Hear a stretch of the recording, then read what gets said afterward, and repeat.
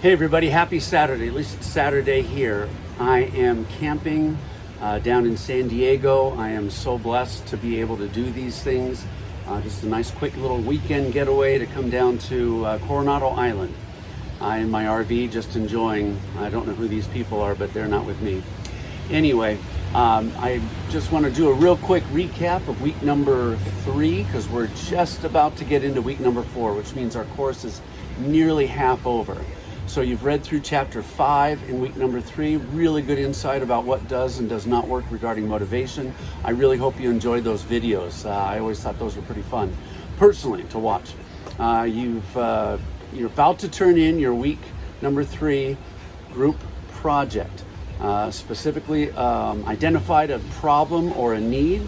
And by the way, that's going to be representative of the first step that you're going to take when you actually do your capstone project. You need to figure out what's wrong, what's something that needs to be taken care of. And hopefully that you guys have kind of gone through that. You'll have a little bit better understanding when you do that. Everything from week number 2 has been graded, uploaded. Please take the time to read those comments. Some of them are just simple little APA edit issues that you can kind of incorporate throughout the rest of this course and all your courses, your whole program, as a matter of fact. Your projects, I will start grading those on Monday. We have a deadline quickly approaching. Like I said, it's Saturday around 12 noon right now.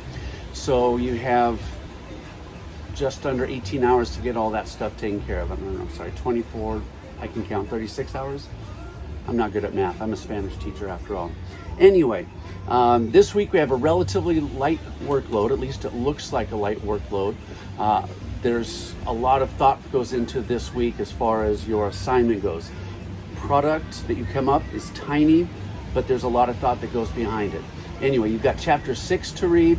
It's going to have implications of how different curriculum frameworks have shaped what you do and why you do it. You can open the link on the website on essential questions. These are very important to do properly, so make certain you take the time to read through those. I'll talk about that in a moment.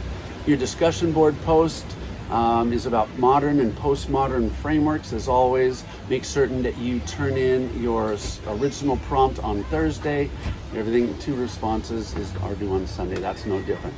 Now, those essential questions, look at the assignment carefully, get a sense of the direction on it, and think about, what do you really want your students to learn? Think about it. Don't just write the questions and say this is enough. Now you're going to be writing between 3 and 5. No more than 5, no fewer than 3. 3 really good essential questions are excellent. 5 essential questions, okay, we're going to have to narrow those down a little bit. But you want to write those essential questions down think about a lesson you've done or you're about to do, maybe one you haven't done, but you'd like to do in the future. What essential question would you like to have answered there? Would you like to try something different? Could it be improved if you did something in the past? How did your lesson turn out? So those are ideas that you can use for these essential questions, and this is going to be a springboard into our week number 6 assignment, your backward design unit. Again, essential questions. Once you've written them, look back at the directions and ask yourself, is it open-ended? Doesn't have a yes or no, doesn't have a correct, it's not, oh, okay, the answer is C here. It's open-ended. How can we? What's the best way to? And these are all things that you just want to be thinking about as you're creating your assignment here. They're thought-provoking. They promote further discussion, debate. I say this is an essential question. It says, hey, that's a really good idea because, and it kind of keeps the conversation going. They are not easily responded to with memory. It's like, oh, I remember when this happened. This is good. That's not an essential question. That's looking back on something you've done in the past. Try not to stick to things that you've done. Get out of your wheelhouse a little bit. Get out of your comfort zone. Think these things through. What further inquiry does this question spark? Again, it furthers the debate. It kind of keeps things going here. What justification, what support can you come up with? You're going to need to be looking at this eventually. You're going to be looking at the literature. What's credible literature that backs up how I can address this? What's been effective and why? different things like that. And by the way, essential questions, it's rarely a one and done. You answer that question, and again, with further inquiry, now you've got further questions. That's all part of the program. It's all part of the process, I should say. So take your time on these. Don't rush through them, really think it through.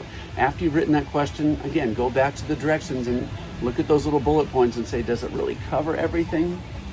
I think you'll get the hang of it once you get one or two of the questions down, and just kind of spread it out a little bit. Like I said, 3 questions. You're not going to be able to answer all 3 of those eventually on the backward design template, but it will help you focus your ideas on this.